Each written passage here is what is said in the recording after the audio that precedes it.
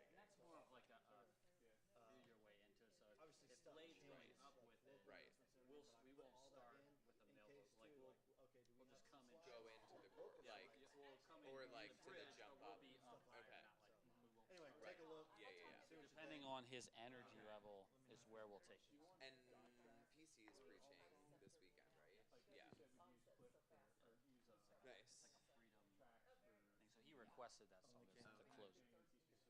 Yeah. Nice. Pray to you, Lord. You guys have done that. Yeah. I don't need it. Only if you guys thought you need it. Mike, so I can give some vocal cues if we need it. Perfect. Yeah, I mean that's why we're taping it. Yeah, I put the order in there. So We're still using like an old keyboard. I'm bringing my setup. So I was gonna ask you too. So you still have that keyboard there? Okay. Is it still in the box? Yeah. Okay. I'll unbox it. Okay. We pulled it out once and looked at it and then put it back in. Yeah. Okay. So I'll use that because I'm gonna bring my laptop and my interface, which is just like that. And so you'll want stereo. Oh, yep. Stereo XLR is Yep. good. Okay. Yep. Good. How are you? Actually, you guys have Okay. stereo direct, or Okay. like two direct boxes there, or one direct box? Yeah. We have one right now, but we have it. Did a lot of It people actually come for wouldn't the be hard lunch to one? run it stereo at all. I can run it mono. It's not a problem. I can just because all it is coming out. Check 1, 2. No problem. Check. Yeah, let's play on stereo. Okay. Because this will end up being technically stereo anyway. So we bought your software too already. So I think we're ready to rock and roll Next week, next week. if you want.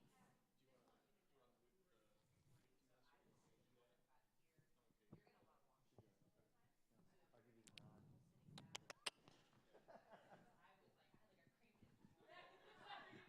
Where are you sitting in the back, bro? Because it's easier to see. Oh, okay.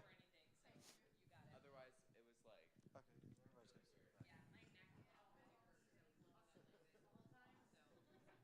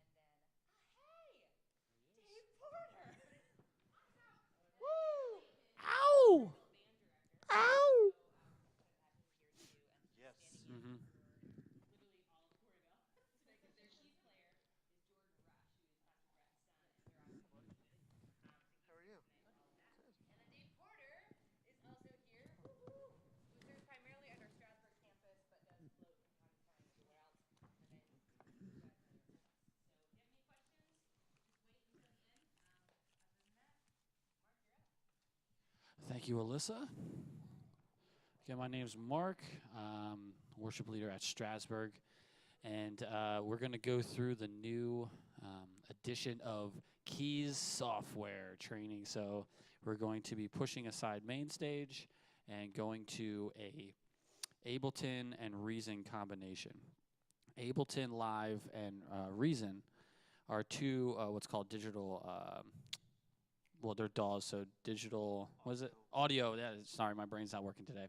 Digital audio workstation, and so that you can record, you can play back sounds and stuff. So just a real quick gist of what is happening is, and we're going to explain all this, I'm going to go through every single little thing, but just as an overall concept is if we have, I'm going to do this, if we have Ableton, and then we have Reason. So what's happening is the keyboard sending what's called a MIDI note, which is the way like a digital and electronic devices can communicate through a specific just note. It's not a sound or anything. This keyboard that is at all the campuses doesn't make any sounds by itself. We're pretty much, it's a separation. All the sounds come from the computer.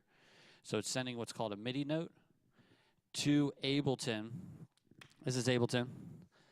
And we're sending that MIDI note to Reason, and it's hitting what's called a software instrument, synthesizer, sampler, or whatever, that software instrument, and then the audio from that is being routed back into Ableton, and we're affecting the sound. All of our effects like reverb, delay, and filters, and all that stuff is happening in Ableton. So that's the concept of what is happening with this new software. So let's kind of dive into it.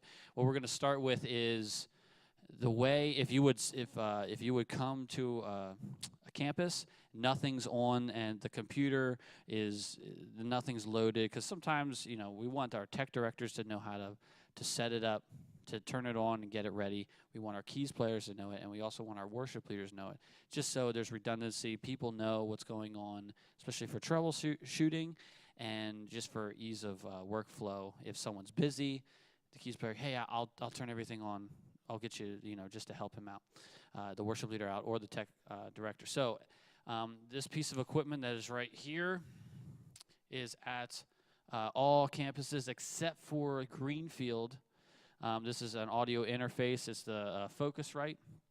How you turn it on is this switch right here. It just turns on, and then it kind of boots up. You'll see the lights turn on and all that kind of good stuff. That's where the affected audio essentially gets to, and then gets routed to the front of house, which then goes out our PA system. At Greenfield, there's something called a Dante virtual sound card. We're not going to go too crazy with that. It's set up, it works. It's very easy to get on, but we're not going to hit that quite yet. So what you want to do when you first get to your campus is turn on your audio interface first. Turn it on, make sure it boots up. And then we're going to go to the computer. And what you want to do, so this is critical of how we slave. So there's a master and a slave. The master is basically telling the slave what to do. So the slave is the Reason software. Ableton is the master. So we want to open the master first, which is this live right here. This is Ableton Live 9 standard. At Quarryville right now, they have 10. But all the other ones, yeah, they're special. So we're going to open this up. It's going to load. And it goes to this screen, and I'm going to make it, for right now, I'm going to full screen it. This is obviously not what we want. We need to load in the template. So what you'll do is go to File.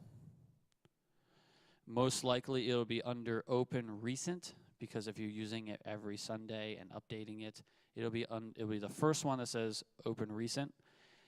If not, we recommend that all the worship leaders and tech directors make sure the template, they download this templates folder onto the desktop so it's easy to access and it's consistent throughout all the campuses. You click on the templates. We have this, actually I'm going to delete, but this is the revised version. And then this file right here is an Ableton file, an ALS file. We want to open that. And it would take a minute to kind of load everything. And now this is what the template looks like that should be using at all campuses. All this stuff right here, where my mouse is going, is all the stuff for backing tracks. So we're not going to talk about that today. We're going to talk just on this new tab or column right here. I'm going to expand it. And this is all the routing and all the stuff that each campus will have. This is all going to be preset.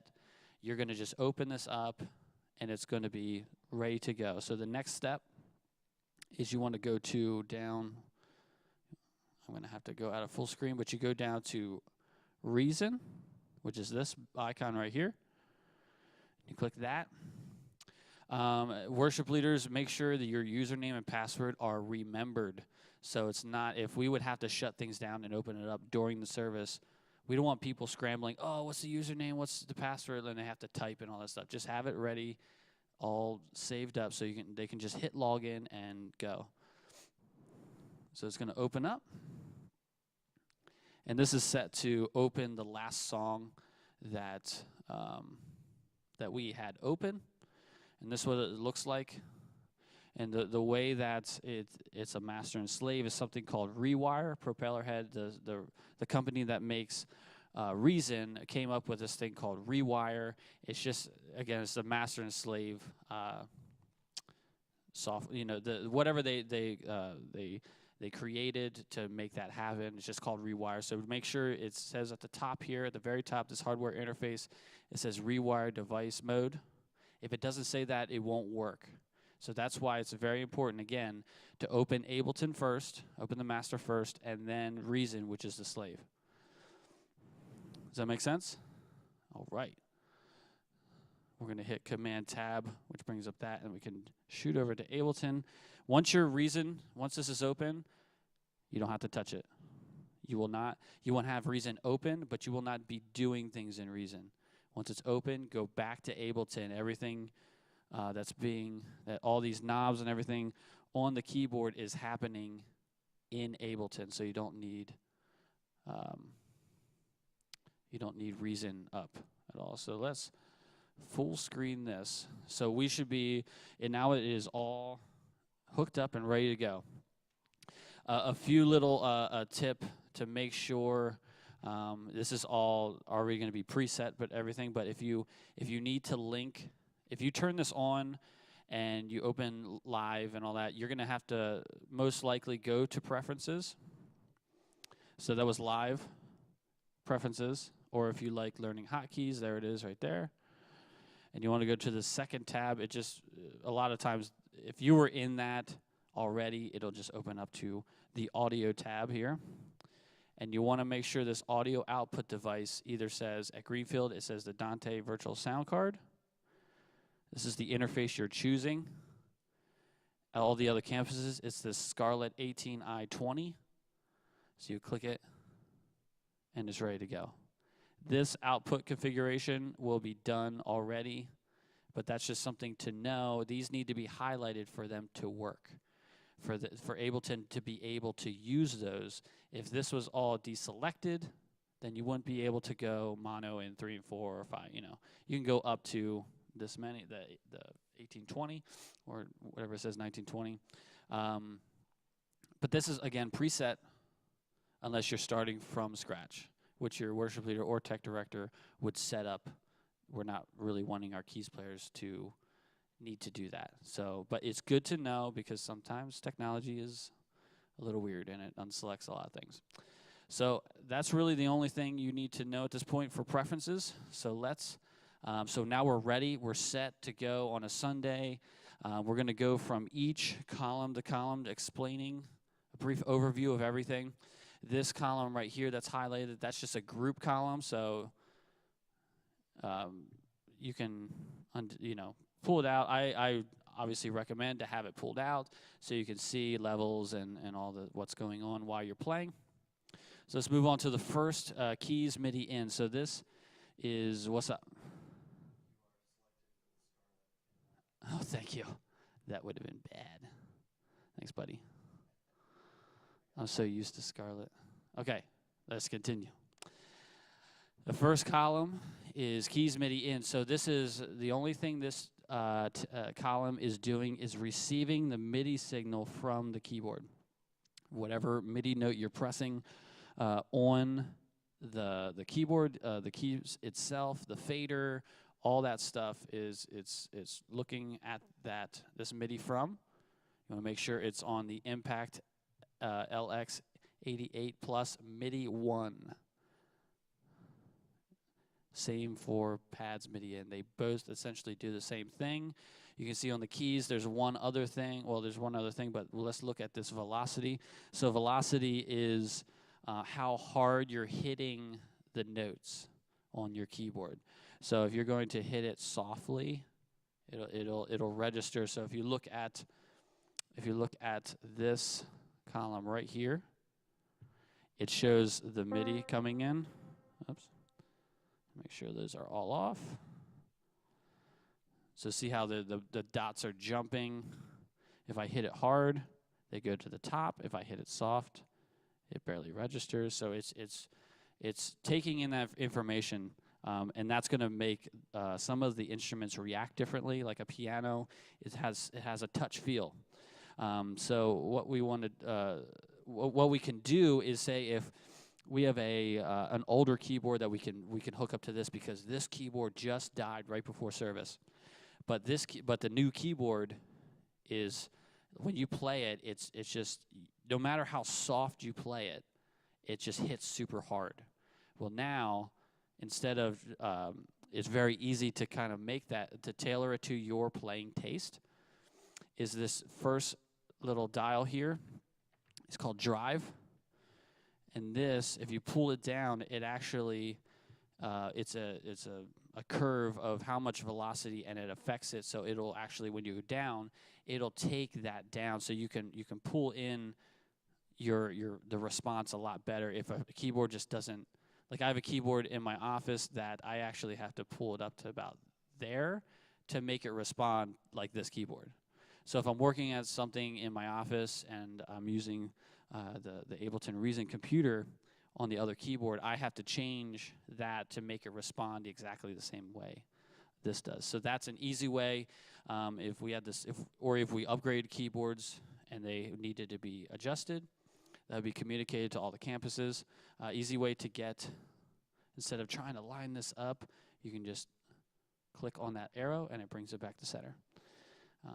Pretty simple. This next one is a chord function. We'll go over this later, but that's just an octave feature for a piano. We'll hit that later. I don't want to go on that. So going to the pads MIDI in, doing the same exact thing as the keys MIDI in, but this is going to be routed to pads and stuff like that. It's the same velocity. So if you change the velocity in the keys MIDI in, you also need to do it in the pads MIDI in. Just you can click on this value. So if you find something that you like on this keys MIDI in, there's a value here, like a number or whatever. If you go here and click on that, you can type that value so you can get it consistent and not trying to dial it in and it's moving. It can get a little finicky for that. So that's the keys MIDI in. The next, I'll hit this briefly because it'll come back when we get to these buses. This thing that says kick. This is where this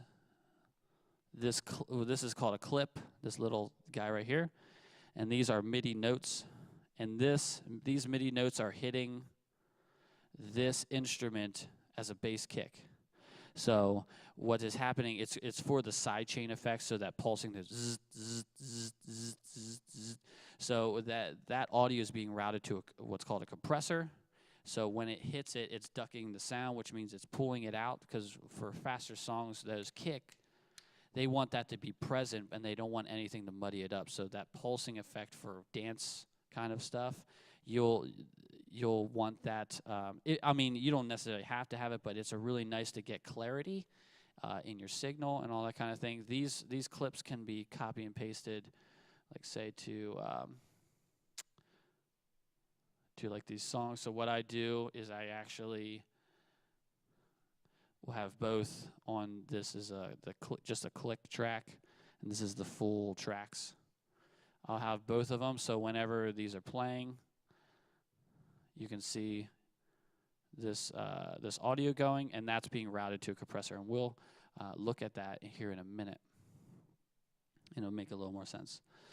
Keep moving on is where the MIDI ins are being routed to. This is where the rewire comes in.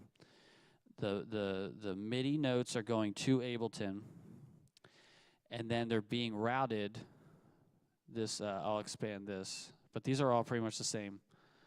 Like piano, Rhodes is an EP, 2 pads, and a synth, and we're working on getting an organ, but that's not quite there yet. This MIDI from keys MIDI in. So it's pulling the MIDI from this and pushing it into this. And then we have an external instrument thing on here, and it's sending the MIDI to Reason, and it's hitting whatever the piano. It's called real piano, and it's pulling the audio from a certain channel. So in Reason, this is all preset.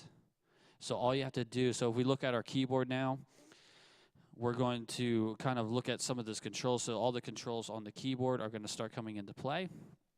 So we have these. These will be labeled at all campuses, going from piano, electric piano, pad 1, pad 2, and synth, and then we have our master volume.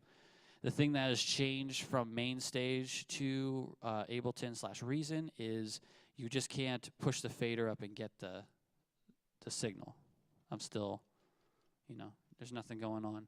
The reason because this button needs to be engaged. So it turns red, and now on the computer, if you're looking at the external instrument, it brightened up. It's engaged. So now when you press, you can see right here, there's audio. I don't have the fader up, so that's why you're not hearing anything at this point. But it's starting to work. So if I pull the fader up, which is actually moving this fader in this channel, so if I see the arrow going up and down, that's where the actual software fader is. So if I pull it up,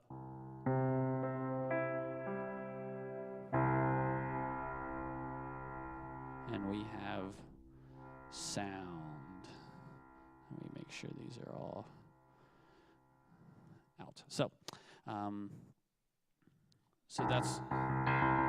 that's where it is. This gain is set. So you don't have to touch anything. Just the red button engages, and then you pull the fader up. Going to the electric piano.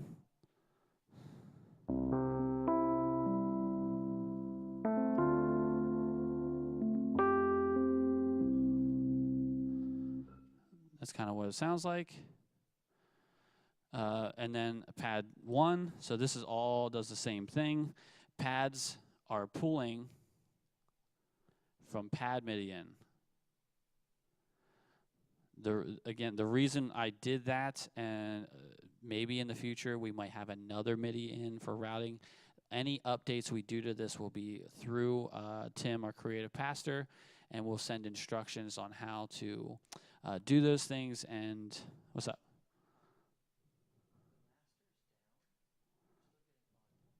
Because I opened it, and you have to reset stuff. Yeah. So see how the masters.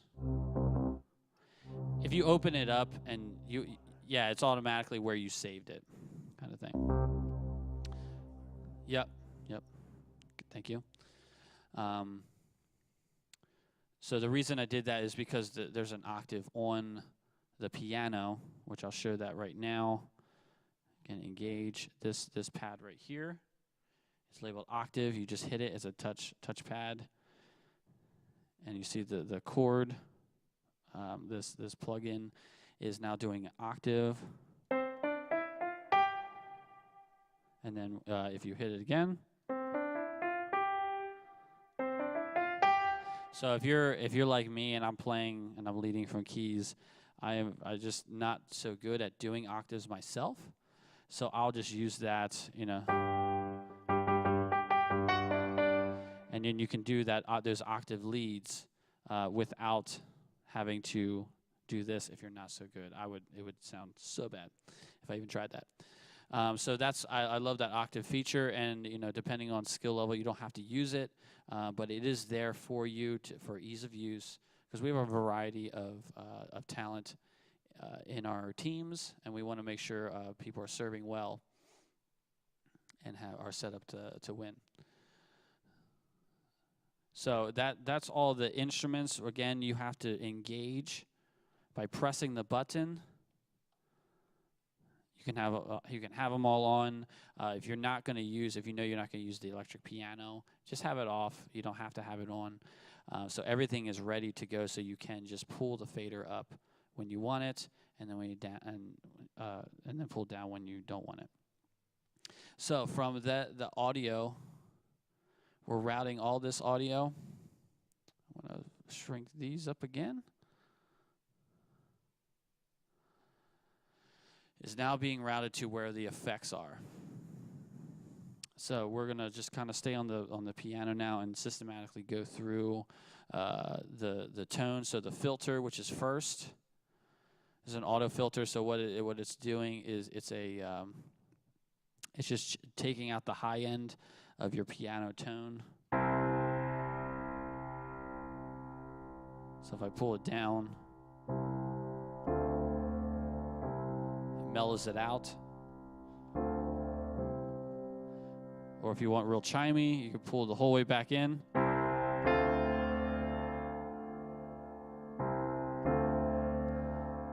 You can go pretty drastic. And I'm hitting the same velocity for each of these. So you can kind of hear the difference when I'm changing the filter.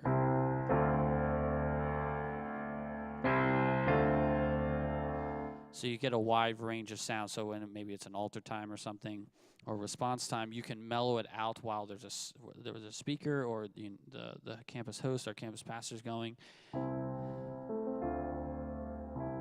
and it doesn't get in the way. So it's kind of more mellow. So it's just kind of the back music for what's going on at the campus. Next is the delays. So I want to kind of move this shot up. These are right here. This one is a dotted eighth note delay. And you press it, it engages the effect. You press it again, it disengages it. So we have a dotted eighth, we have an eighth note, and we also have a quarter note. A couple things is you can have all three of them on. You can have two of them on. Whatever your taste is. Obviously, you don't want all of them on and it's going crazy. That just won't sound good at all. So good combinations like the dotted eighth and quarter note for like that kind of U2 sound. The dotted eighth is good for faster songs. Quarter note's good for the slower stuff. Just play around with it. What goes with the delay is this knob right here, is what's called the delay mix. So how much delay you're mixing. So it's a dry wet knob, and what that is the dry is your original signal. It's not affected by anything. So if you pull it the whole way to wet, it's 100% wet. So it's just the delay signal. So that, again, play around with it so you know how these things are reacting to each other. We'll just kind of put on the quarter note. You see how I'll hit it and then it's going to come in because I pulled it 100% wet. I keep hitting the wrong notes. Obviously, that'll be super confusing. So you don't want to go 100% wet like 99 times, or 99% of the time. You want to kind of play around with it, see where a good thing. The next knob is the delay feedback. So how many repeats do you want on your delay? So if I, get my mix here, again, if you pull up the whole way, it's like an infinite delay.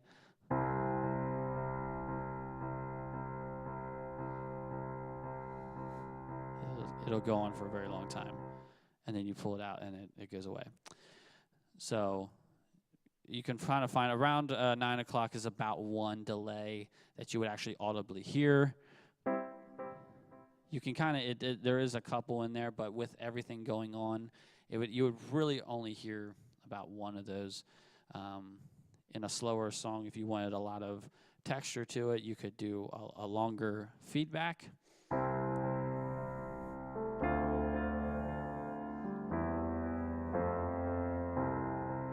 you had a dun, dun, dun, dun, dun, dun, and all the delays are synced up with your Ableton tempo.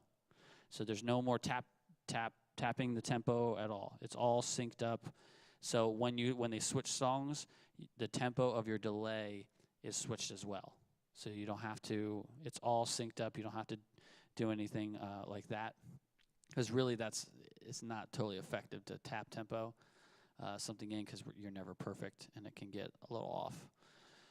So that's delays, and then reverb. So the only thing on this reverb plugin is we're affecting the dry wet. So how much of your dry signal mixed with the affected signal.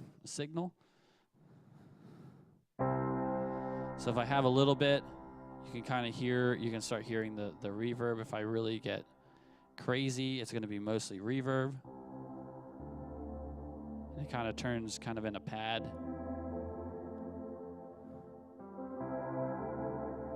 That's a little too washy for a piano, because you'll probably have a pad with it and that kind of thing. So that's a little too washy.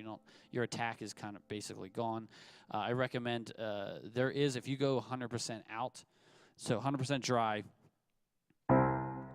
you can there's a little bit of reverb in Reason to make it not 100% dry, if you know what I'm saying. So in Ableton, the original signal coming from Reason is slightly reverb, so it's kind of like a room-ish kind of thing. So it's not super dry, and it's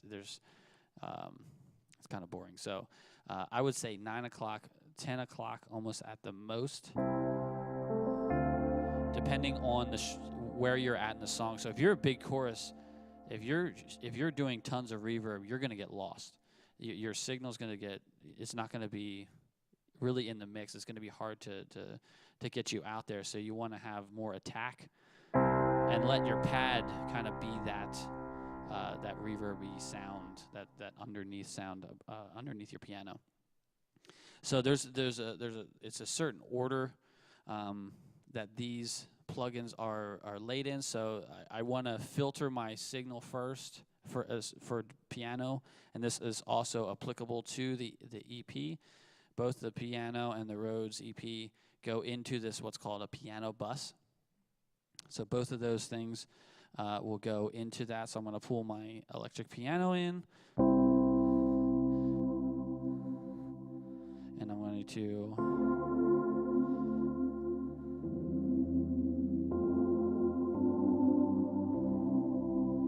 kind of gets patty again if you're putting a lot of reverb. EPs, and that was a little dull.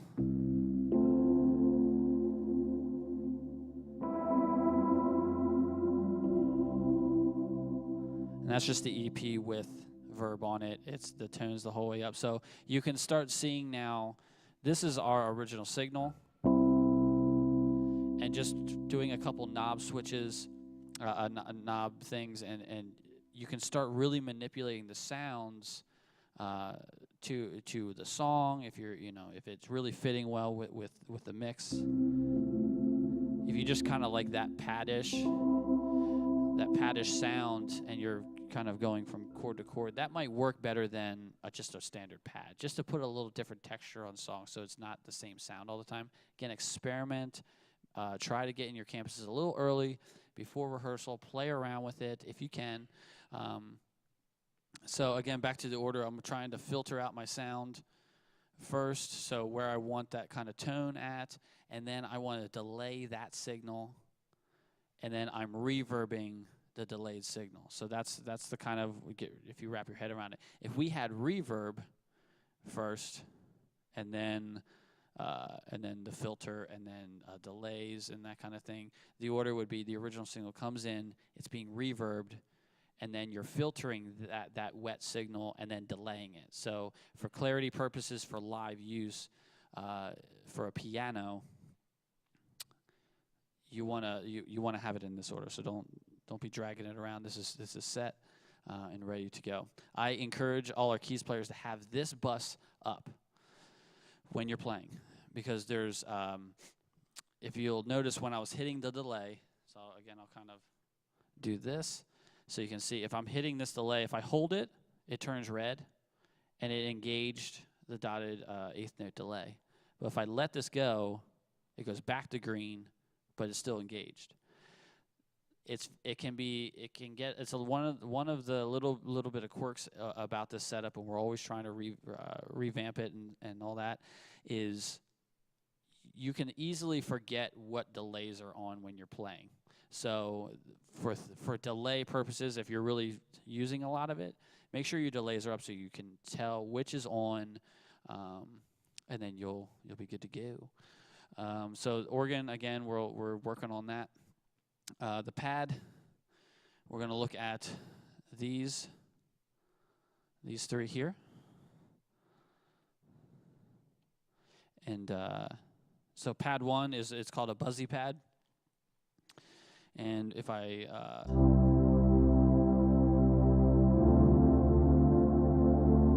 and this is 100% dry signal. The filter, if you look at the filter first, which is on the second one, it gets really sparkly.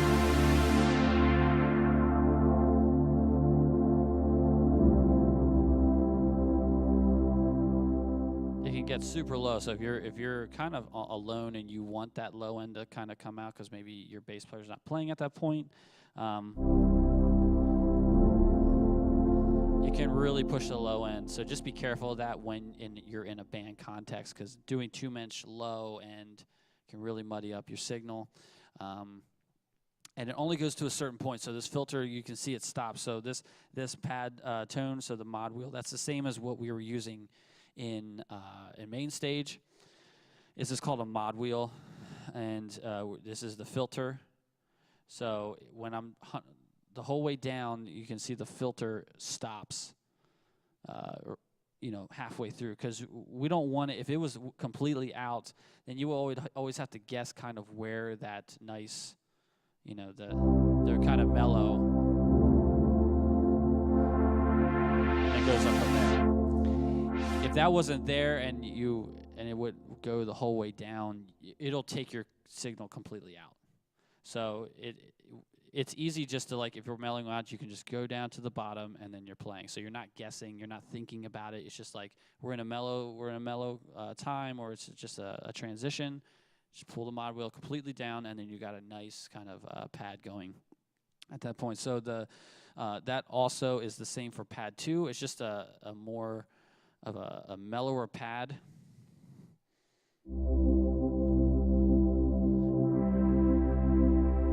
It only gets that bright.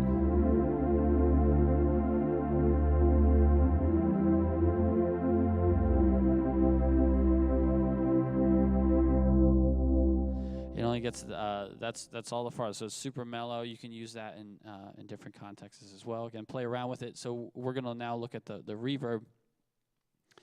And it's for when I was testing this stuff, I had the filter and then reverbed it. It actually sounded better to have the reverb first for pad, and then filter it. So you're filtering, because a lot of times, for a decent amount of times, you're going to have some verb on this, and it's just going to be nice to kind of filter that pad as well. So if I pull up the pad, again, it's just affecting this dry wet. It just makes it a little warbly. It'll take your attack. So if you have 100% wet, it takes your attack out. So it transitions to the next chord slowly, because it's a big room reverb. If I play, so it's pretty fast. If I pull this up completely,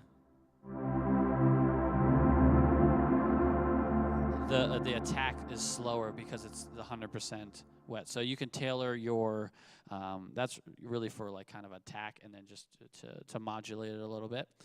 Let me think. So let's go to the side chain, this compression. So this is where the compressor with this kick is feeding this kick signal to the compressor. So I'm going to play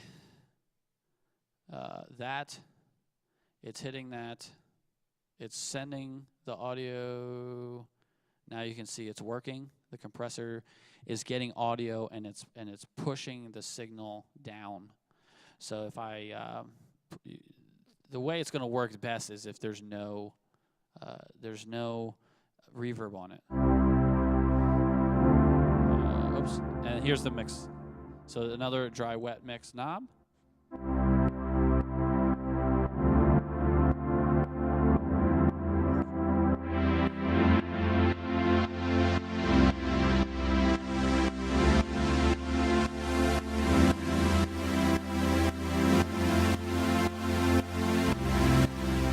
That pulsing effect. So for those faster songs, it's a real nice way to get you're not getting in the way of those 4 on the floor kicks, and it's not muddying up the signal. So it's good to use, actually. Just again, be aware that maybe when it comes down into the part, you might want to pull it out, and then when it starts ramping up again, just go. You can dial in how much of it you want. So if you go about halfway, the wet signal will be half there, and then the dry signal. So you'll still have a constant pad, but you'll also start hearing that zzz, zzz, zzz. So for the most part, when I've ever done it, and some of the guys that have come to Strasburg to try it out, they've gone 100% wet or 100% dry. Like it's kind of rare because we have tracks and stuff. A lot of that is being taken care of track wise, but play around and have fun. It's all about having fun with this, and then you can put EQs on this. I just turned them off for now because in this template I had to put for Strasburg acoustics. We put a couple EQs on the front end and back end to there was a lot of frequencies that just didn't like the room, so we started to pulling them out. And always kind of, evolving in that. So that's what's going on there. Let me just stop that. That is on the pad bus. And also, it'll be on the synth bus is the compressor, too. And we'll get there. So the last thing that you can affect your pads with is what's called shimmer. And we're going to get into, right over here, the right, kind of a little bit halfway down, or more than halfway down. These are called returns, and these are where the signal gets to, it's affected, and then we're sending. So these knobs here are sending the signal to these returns, and this is where it goes to your interface and then to the PA. So this is kind of the end of the line. The thing we're going to look at here is the shimmer one that's way over here, and it's only affects. At this point, it's this last dial here, which is this knob right here. So you pull it up, and then on Ableton, you can see that G knob on the pad bus is moving, and that's, again, like how much signal are you sending to this, what's called a return. It's going to go in this what's called a grain delay. Really, to explain it simply, is it delays the signal, but it changes the octave every time it delays. So this is preset. Don't mess with this unless you know and you hear from us and you get communication. This is set. This can easily, you tweak a few things and it sounds crazy. It's one of those like, I don't know what just happened and we can't use this. So this is set. Make sure when worship leaders and even tech directors that you have this template saved, that you don't have any songs in, you haven't affected it, and have another one saved that you're using. So you can always go back to the original. If something got tweaked and you don't like it, you can go back to this one, look at the values, write them down, go back into the one you're using and change it back. And then so you can, just in case something gets touched, but you don't have to touch it. It's all set, ready to go. And so this signal that's in shimmer is going to this send, this H, and is being put in this reverb. And it's kind of, I put it through a send, so it's actually, the signal's going to this, and then it's going back to the shimmer delay, and then it's going back. So it's going back and forth, just really make this super bright, sparkly sound. The more verb you put into it, it dulls it a little bit. So this pad verb, if you have it way up and you have the shimmer on, it dulls it slightly. But if you want kind of that crystally sound, you kind of take a lot of your verb out. So just to demonstrate that real quickly, so we have our pad, and we're going to start moving the shimmer, and you can kind of see this is engaging here. This is where you see the signal, and you start hearing that shimmeriness.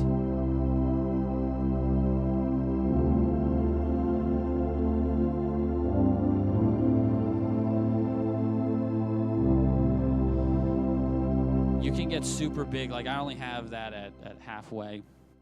A few, you can make this sound super huge. So if you're in like a reprise that you're really not using tracks and you want to really have that wall of sound coming out, and you just want it to sound super big, is if you're holding the chord, if you have your filter on your pad the whole way up, and you pull the shimmer in it,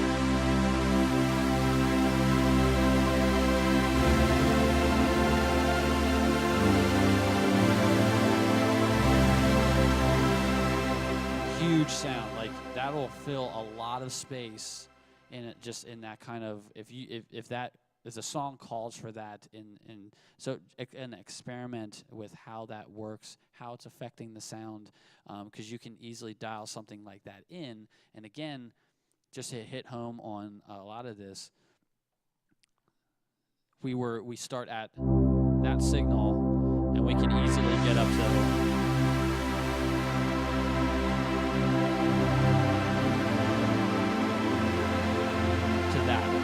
There's a huge range of sound you can get from your pads now, instead of just pulling this filter and getting a little shimmer. There's a huge variety of what you can do, which is really the win for the simplicity of this.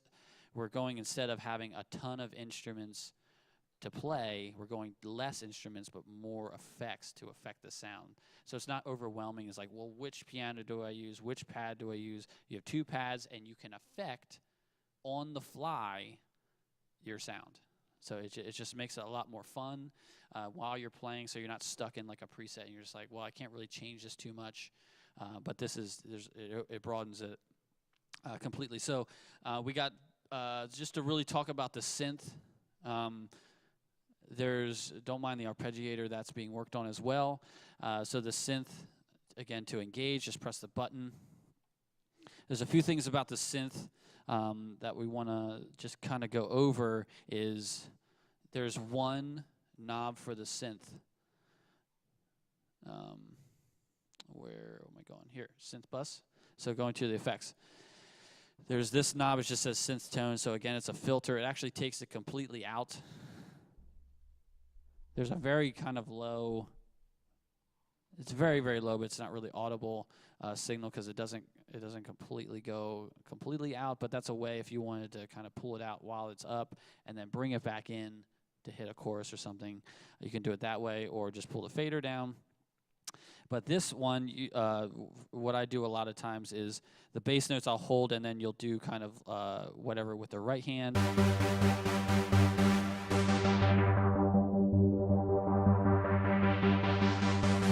So you can see the wide range of sound there, and then just an example.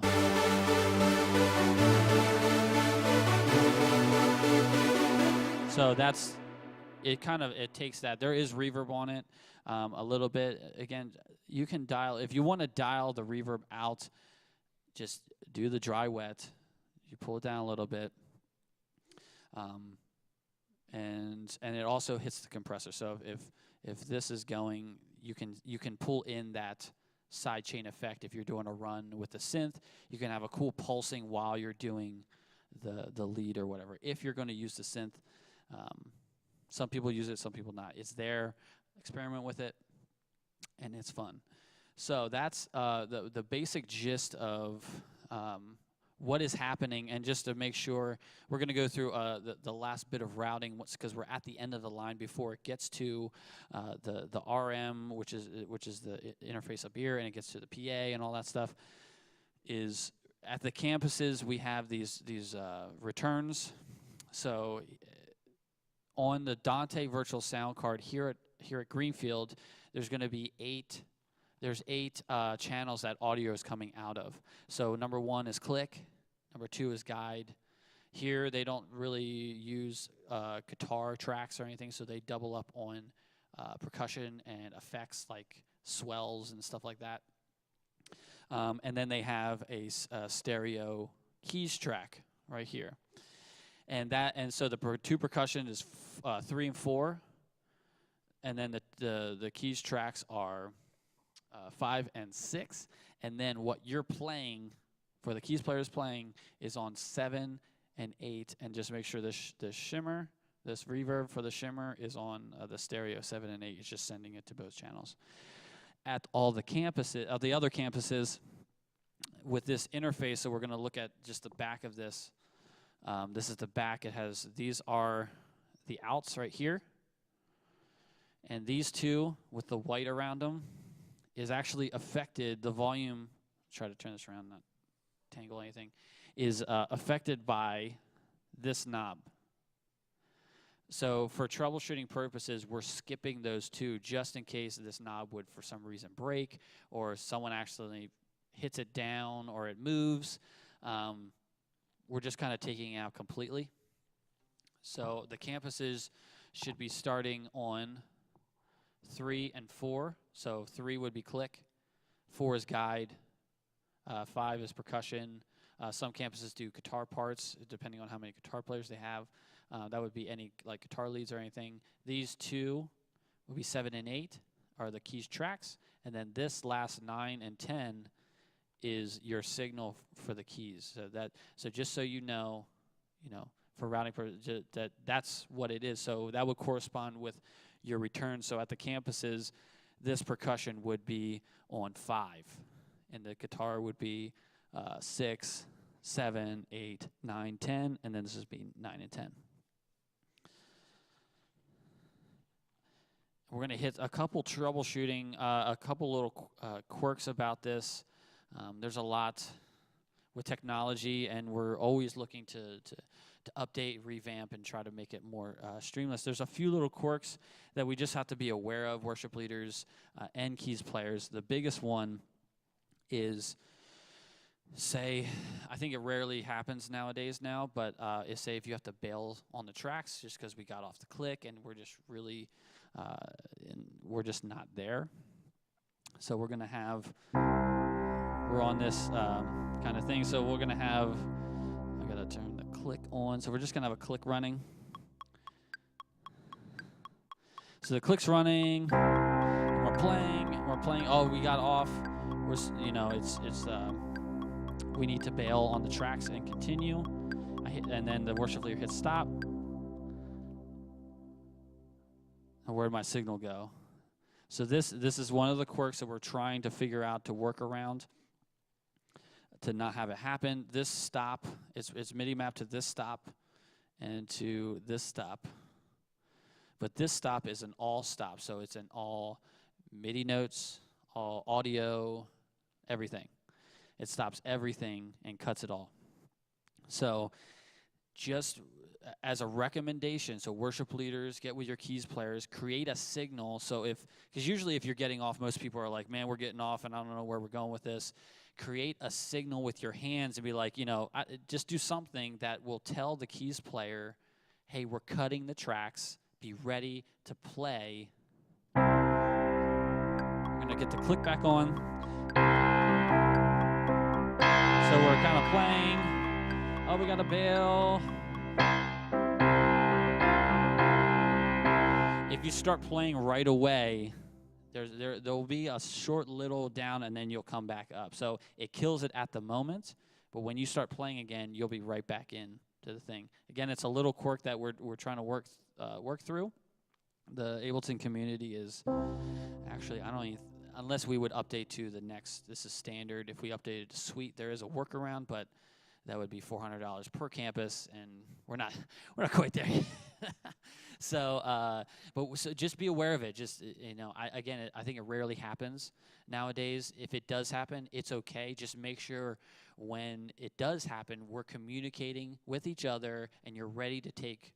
And you might be like, okay, the tracks are out, so I might need to bring in some shimmer and make my sound bigger to fill some of the space. So just be aware of that. Again, experiment with the keyboard, how you can make your sound bigger and how you can make it less when a lot of things are going on. If not a lot of things are going on, how do I make my sound bigger to fill that space, to fill the frequency range? But there's there's one workaround. So if you're not going to bail, but you wanted to turn the click off. So we're playing, and we're going to alter, and there's going to be some explanation, and or pastor came up, and there's he's going to talk a little bit, and we don't necessarily want that click in our ears. So I can turn the click off. So I'm going to explain what happens. So there is one workaround. It's not the bail function, but if you want the click off during a section, and you can turn it back on, and then go into your next song. So what is happening, I'm going to grab what's called the loop dimmist pedal.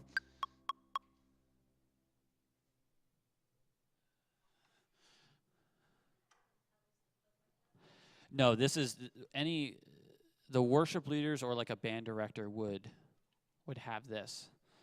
Unless your campus, your keys players are proficient in playing, and I guess either that might be up to the discretion of the campus. But this is what like Andrew has on the floor to do tracks.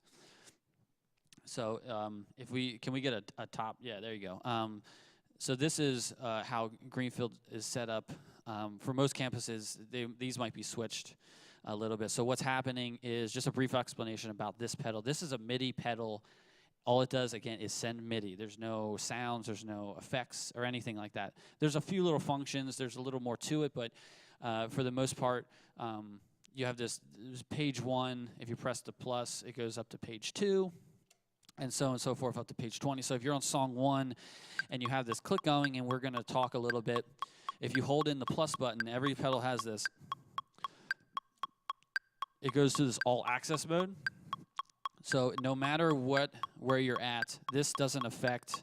This is like these buttons are kind of a global thing. It's not associated to a page. So because if you had if the worship leader did a start stop, like they couldn't do it on this page and then have one on this page and then have one on this page. It doesn't work like that. You can only assign one MIDI note to one thing. You can assign one MIDI note to multiple things, but it doesn't work the other way. So all access mode is super convenient. So you just, again, hold it down, and then your worship leader or whoever's running this, right now, this button is set to, if you look at the click, which is right up here, it's in orange. Actually, I'll just turn the click on so you can hear it. We'll go to all access mode, and this button, if I press this, it just turns the click on. The program is still running, so you're sending MIDI notes, the sound's going, and that kind of thing. If you're ready to move on, if you press, you can either get the click on. When you press this, it remembers what page you're at, go to the next song, and go into the next thing. Brief explanation about that. If that didn't make sense at all, just rewatch it. Your worship leaders are pretty proficient at this pedal. That's something new that I've been doing and rolling out to some of the leaders because if you press stop with this, then you're killing the signal of the keyboard. So we're working on it. So that's one of the main little quirks of this setup. Also, one kind of big one was, we recommend also, if you know you're going to just use these 3, just have them all engaged. You don't need to disengage and then re-engage, disengage, re-engage. Just have them on, because if these are, let's say we pull this note and we pulled that out, we disengage it. Now we want to use this one, and then we're changing keys. oh, I want to pull that other pad in, and you're sustaining. See, it sustains. When you turn it off, it's remembering what note was sent to it. You turn it off, it's still, in reason, it's still playing the note because you're holding that sustain pedal. Well, it's because it's just, again, a quirk. We're trying to work through it. It's just so you're aware. So what we recommend to not even have that problem, turn your instruments on of what you want, and then use the faders to fade in and out of different instruments. Because also if you have, if you have this off and you press it, it's not working until you press it again. So if you press and then turn it on and then fade it up, Reason didn't receive the MIDI because you had the external instrument disengaged. So just leave when you get there, I'm going to use the piano, these two pads. I might use the EP, just have it on just in case. This computer you can have all these on and you're fine. You're not going to overload the MacBook Pro. But when you have these engaged, it's sending, even though you're not hearing the notes or you're playing or anything, things are happening in the background in Reason because it's receiving the MIDI, it's sending it to Reason, and it's doing all the background. So it's using CPU usage. So if you're not going to use the synth, just have it off. These four are good, so then you can easily pull up a pad.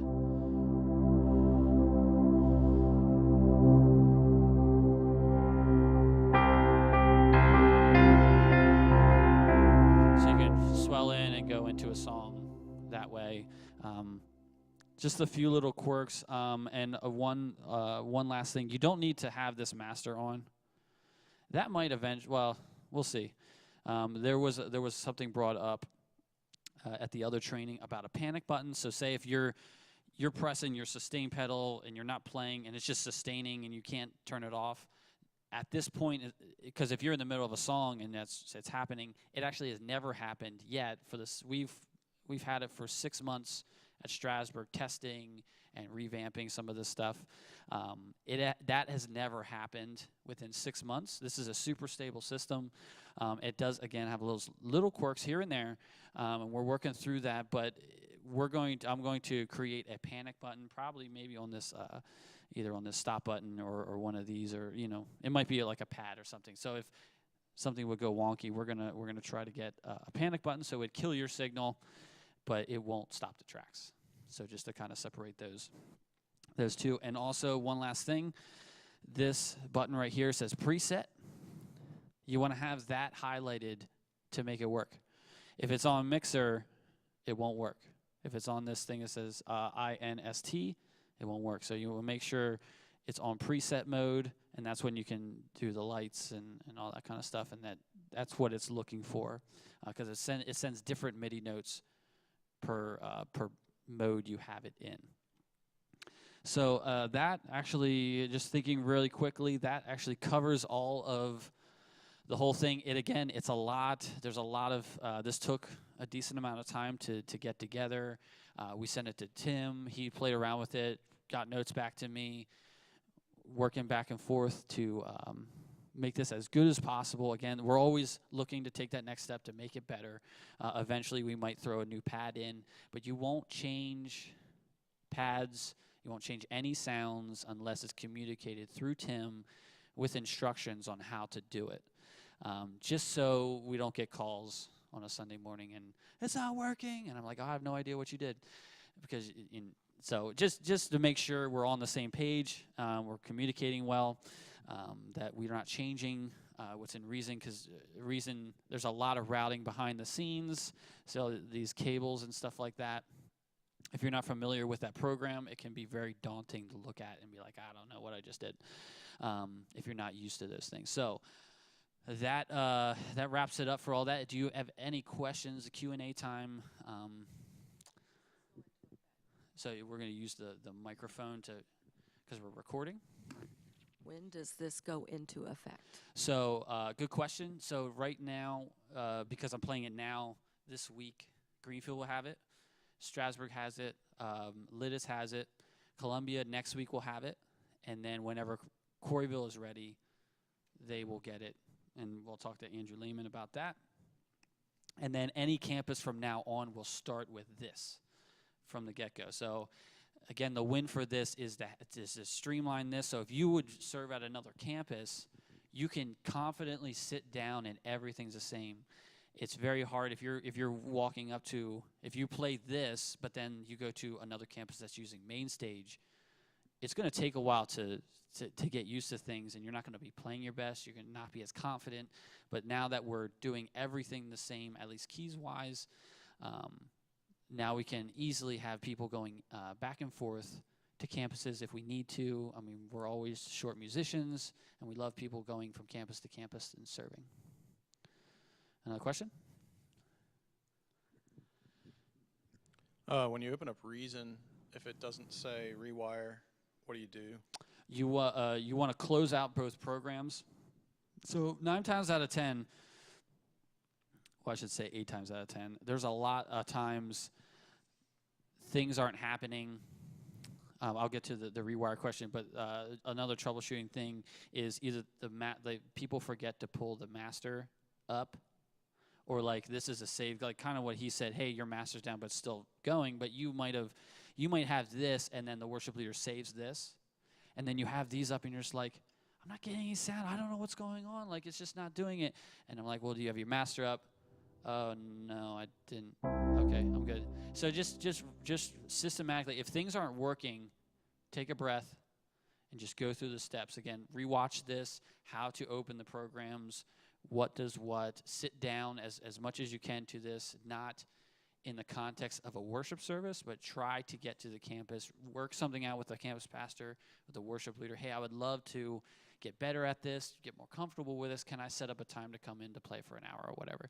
That is totally fine. We'll get that all squared away. So if that doesn't do it, you just shut down the programs, because it probably opened up Reason first and then Ableton. Again, with the 6 months that I've worked with this thing, I've never opened Ableton and then Reason, and it's never worked. Again, that doesn't mean it'll never happen. If for some reason it keeps doing it, restart your computer. That's at this point, that's the kind of the fixes, and then whenever that's not happening, that's when you kind of call. This is basic troubleshooting, because rewire is in the preferences somewhere, and so just that's fine to call me and be like, hey, I can talk you that. So the further we go in this, we'll have a couple more trainings going in depth in some of the preferences. So if that happens, 9 times out of 10, if you just restart the programs, it connects right and it's good to go. For this interface, that's why we turn it off, because when you close out the programs and this stays on, and then you open this up again, or you shut the lid, and then you open it back up, do the programs, but this stays on, the connection between this interface and this computer needs to be reconnected. So somehow closing the lid and exiting but not shutting this off, the connection is not there anymore. So that you'd be like, well, it's on, this is going, I see all the levels, but I'm not getting any sound like you're seeing. So if I'm playing, so I'm just gonna hold this note out, you can see where all the levels are. So in these yellow where the instruments are, you can see the levels here, that's what this green is. It's blue because it's being sent through Ascend. So you can see this level, and then this is the end of the road before it goes to the audio interface. If you're getting these levels and you're not getting any sound, it's because there's no connection between your audio interface and your computer. You just have to make sure everyone takes their ears out, mute the PA system, turn the audio interface off, turn it back on, and then could do that, the live preferences. Whoa. And also, you should be able to notice, obviously we're looking at the Scarlett visually on our end. Yeah. But if you're looking at it too, it has levels there. So you should be able to see something bouncing. If those were connected. Yes, Which they're connected. obviously Yeah, it's not using the Scarlett right now. Yeah, but you'll see levels bouncing on that. Yep. So that's a big troubleshooting thing that like Liditz has been having, which is fine. Just know that's a way to reconnect those. So if you see the levels happening, and even in these returns, And again, these the little buttons here, one's an R and one's an S. The R is your returns, where it exits out of the program into the audio interface. And if you're seeing levels down here and you're not getting any sound in the PA or in your ears all the time, it's just restart your interface, connect it through the live preferences, through the audio tab, and you're good to go. I had another question. As Yep. far as the fader level, is it preferred just to push it the whole way to the top for like the biggest sound, or? For consistency, and that's going to depend campus to campus on how much, because here it's a virtual sound card, so it acts differently than like this interface would.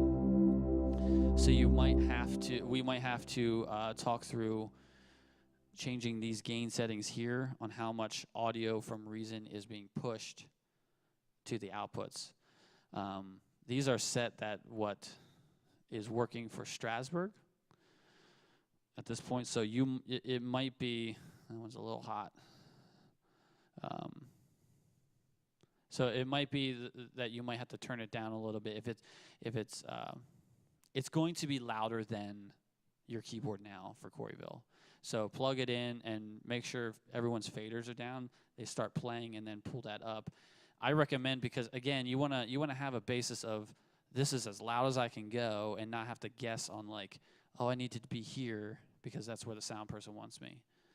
So we need to make sure whole way up, that's as loud as I can go. He can turn me up, because you don't necessarily want to mix yourself, because if you have both ears in, you're not hearing what's happening out there.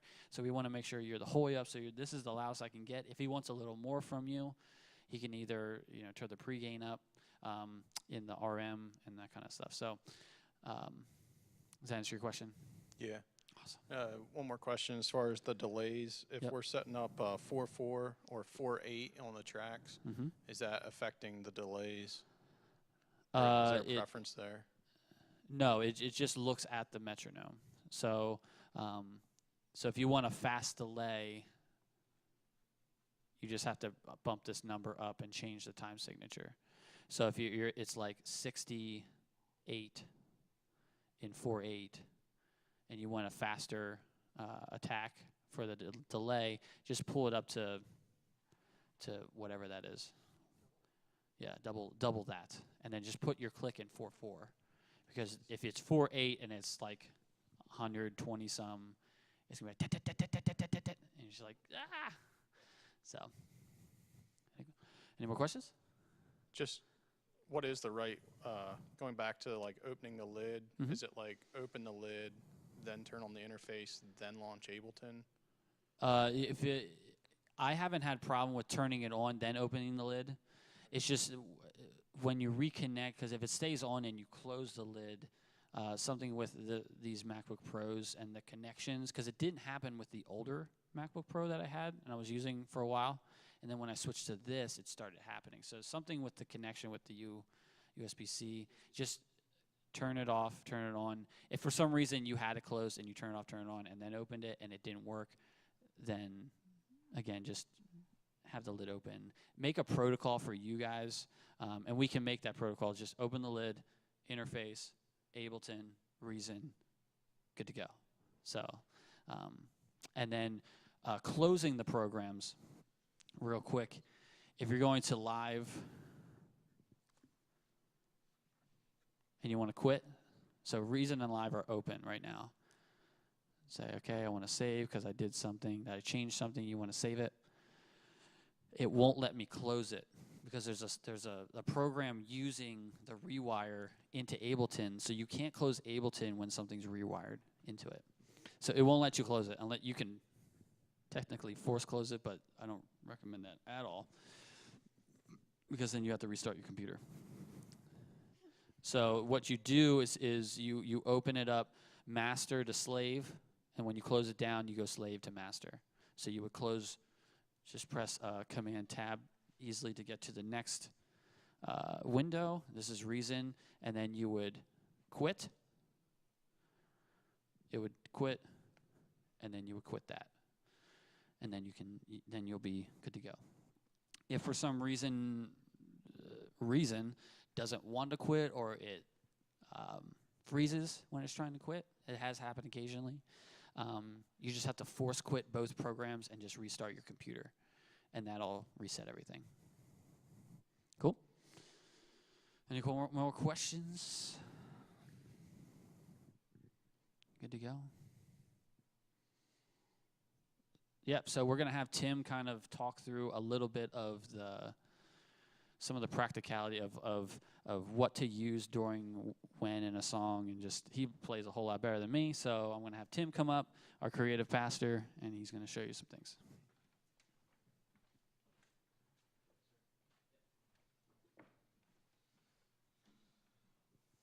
Alrighty.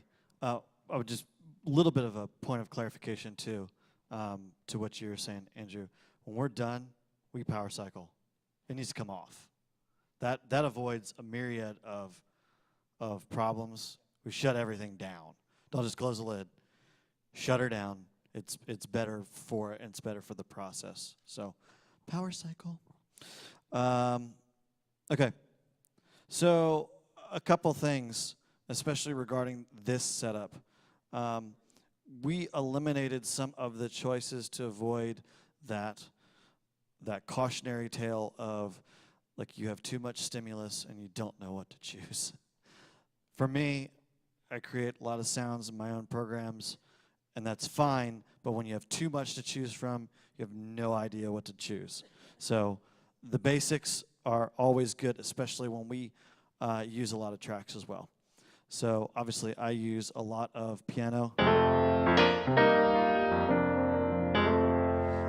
Especially in the band context, I don't use a whole lot of verb. You don't need it, because when you start putting it up, keep in mind the people that you're playing with and the situation that you're playing with. It can become very muddy. Even that, and that verb is what, 10 o'clock there?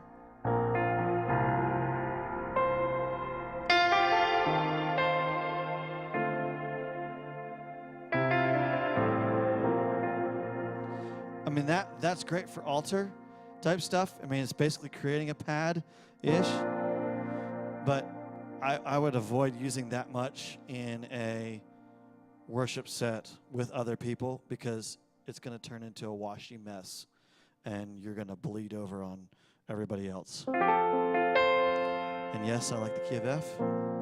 It's God's key.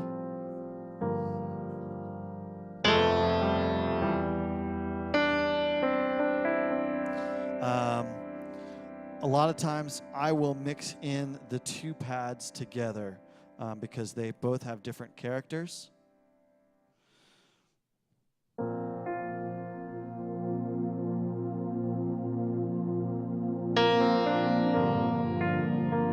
And you can avoid using a ton of verb that way too, because the pads are coming up with that fill space.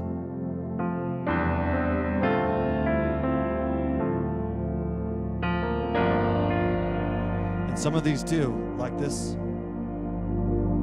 that has a ton of low end. For those who are lacking bass players, I mean, it's gonna, obviously we have it turned up quite a bit, which I like.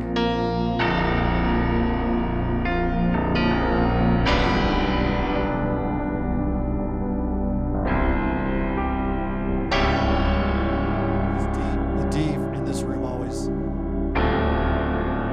fills nicely. It's the room.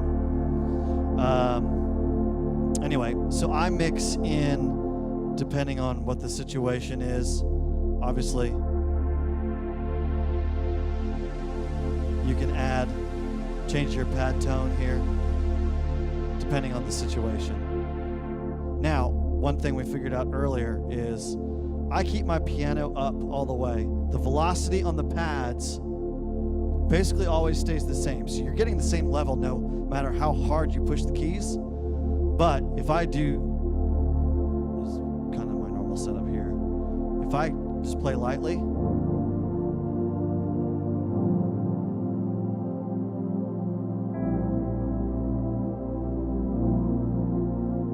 you're not hearing any piano at all.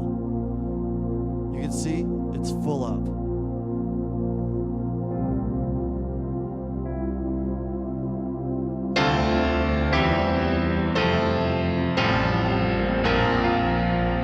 I basically leave it at one volume, and then you just use how hard you're pressing in order to affect.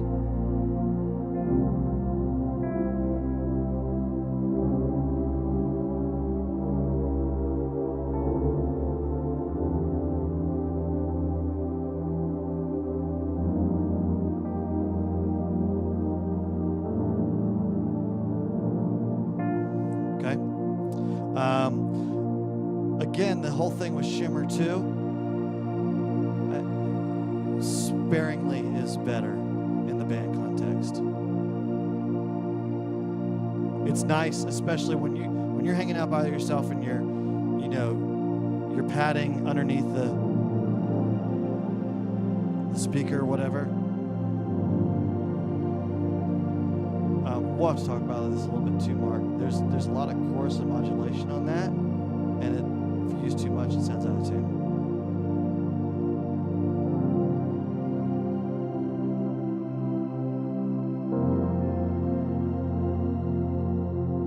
But you can use a combination of the shimmer and then the pad tone.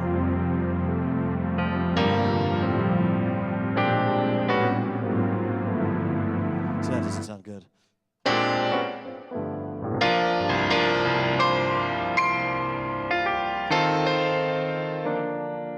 That does.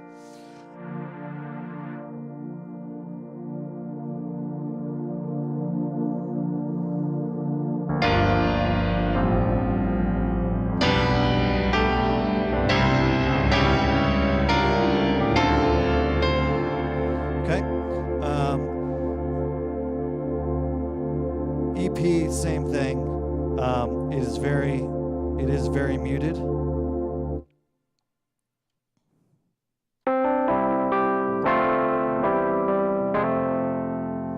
mean, that's as much attack as you're going to get out of this one.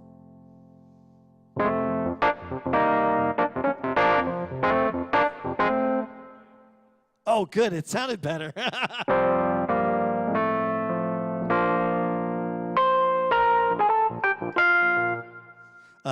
Because that's got more of that Ray Charles.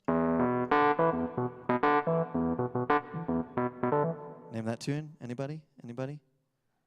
Really? That's sad. That's What I Say by Ray Charles. But that, thankfully, we did swap that one out actually for that one. This one actually has a little bit more attack to it, because then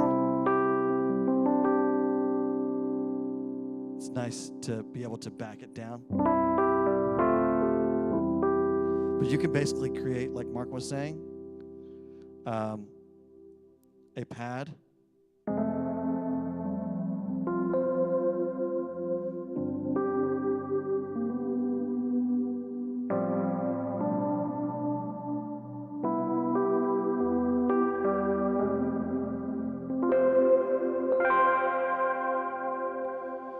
Okay.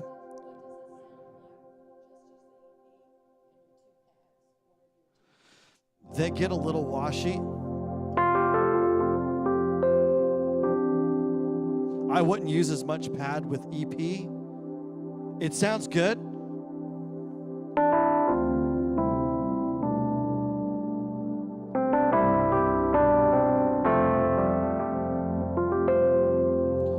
I wouldn't keep them as much as I would use with the piano. I would keep them down a little bit, just because of the characteristics of both of them. And then the EP has a rounder quality to it and not as much attack.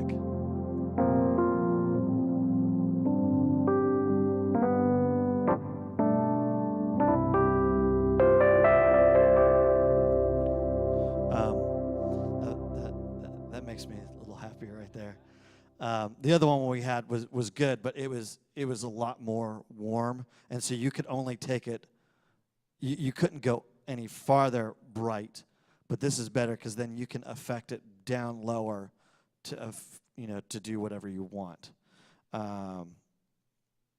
Anyway, that's how I'm approaching this. For the most part, when I'm up here and I'm playing, I'm using synth sometimes. And again, if you guys have suggestions on sounds that you'd like to consistently use, that is the word, is consistently use, we would love to hear from you.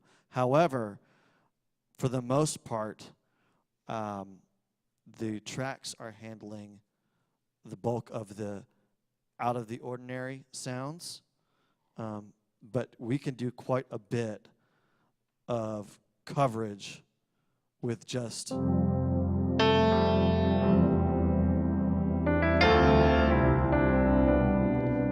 those sounds, because of all the things you can do.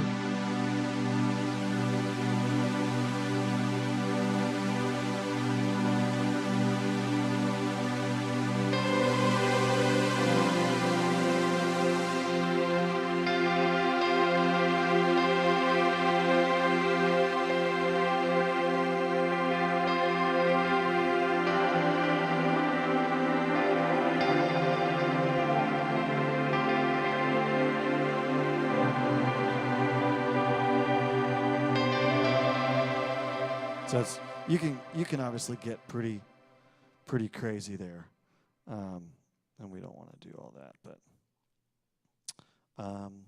any questions on usage?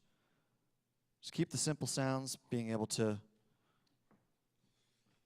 play around with them. Yes.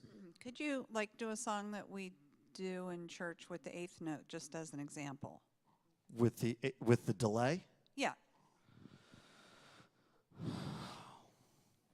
Mark, tell me one of the songs that we use. I generally don't use it because of the guitars. Because the guitars are adding a lot of delay to them, especially the electrics. I don't do it a ton, and there's not a whole lot of lines that we are doing lately. I can think of some other songs that are not in our stable of music. It's not going to happen very often. It's because it doesn't pop. It's more of a guitar effect. We just have it. There's certain players who enjoy using them, but it's not something that we have a song that is a featured element in. No.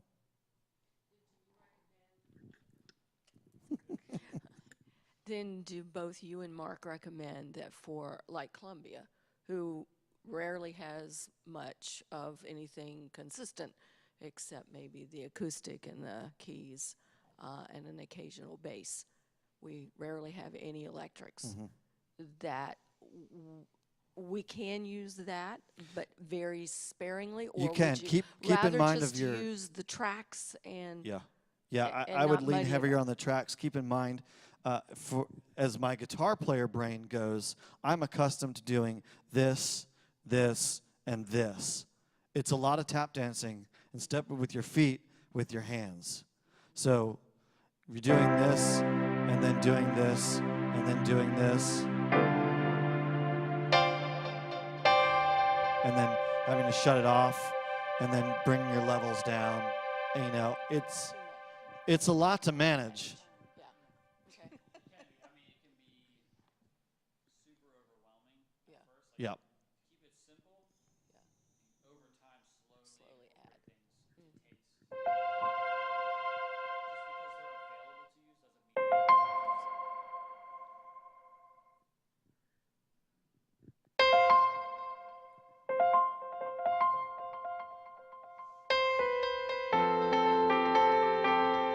That's a song that he actually used it.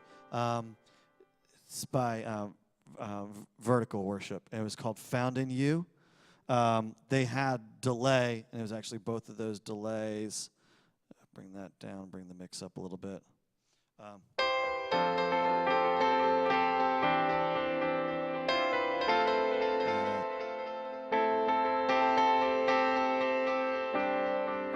But it used that.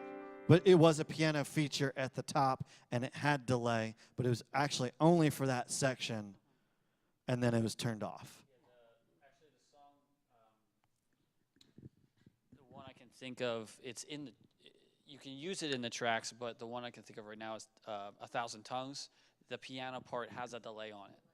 So if your piano player can cover that, because there's tutorial on YouTube of the player doing it, like from Vertical, and so you can, and it shows all his settings. They use a Nord, but you can easily replicate with delay just by listening, and then get it dialed in. So then you can take that part, because in that song, there's actually only when it gets to the bridge does he actually play the bass. So he's doing a lot of just right hand. There'll be some times where you'll be playing and there's no need to use your left hand. Like, don't think because you have two hands, you have to use both of them all the time. I know. No, So if you Southern Gospel keyboard thing. So it's just picking because, again, like he said, like Tim said, know who you're playing with, because if there's a bass really taking it, you don't want to really, go in his territory of the low end, because then that can clash and it just muddies up. So the bass player would take that for the most part. So in that song, like right in the beginning and the big parts and stuff, the guy's just using his right hand, and that's it. And with delay with that part. So that's an example.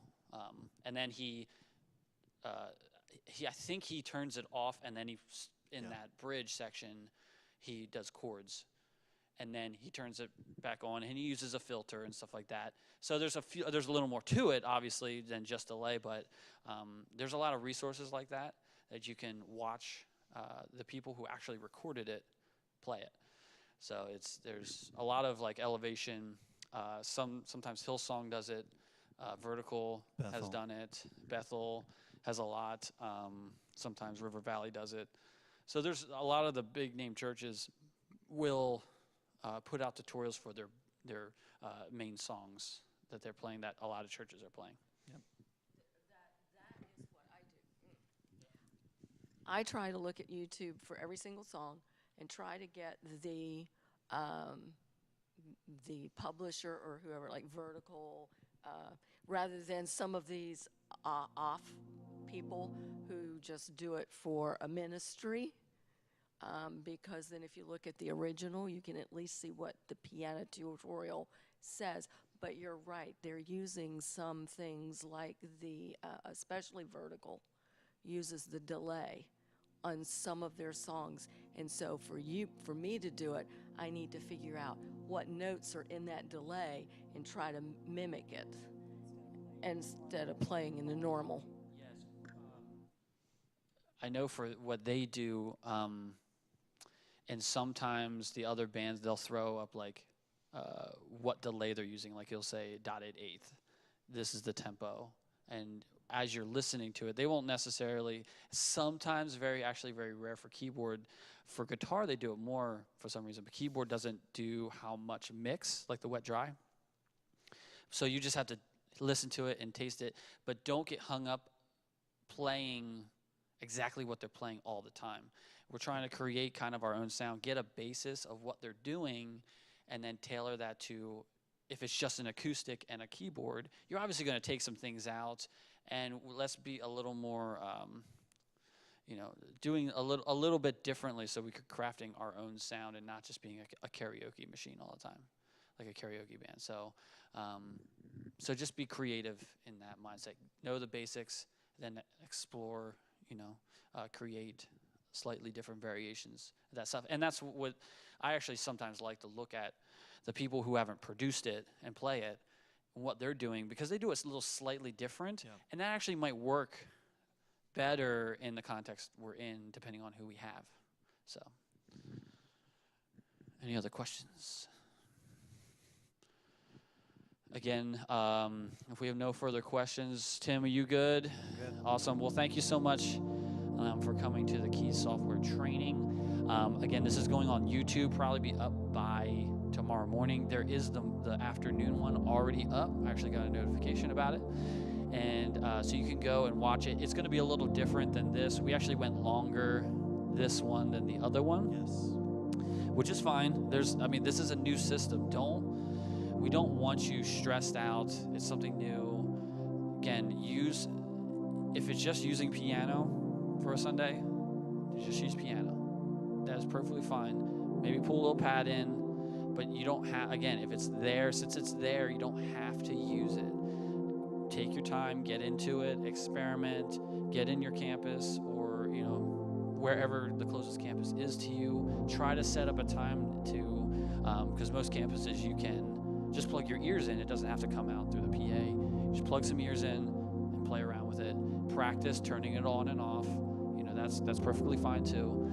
And get used to this stuff because we're going to have this for a while. Again, we're always trying to revamp and make it better, taking our next step in that. The reason, one thing we're doing, just one computer, having both things on one, it's ease of maintenance instead of having two computers, and it's, the stage gets a little more cluttered with two computers, shrinking it down to one, and just we're able to maintain one computer. It's all the same at all the campuses, so we can easily troubleshoot things. This is a super stable way of doing it. This is actually based off of Ian McIntosh, the way he runs his key setup, and he is the main keys player of Jesus Culture. So a lot of what we have here is based off of the way he does it. So he takes this Reason, Ableton, he does a lot more than what we do. He actually affects tracks with filters and reverbs and all that kind of stuff. But he swears by this thing, this setup. Again, don't stop. Just don't press the stop button if you don't really need to. Make sure you don't stop. That's a huge thing. If you do, create a signal for that. But if there's no further questions, you're dismissed. Thank you so much for coming out.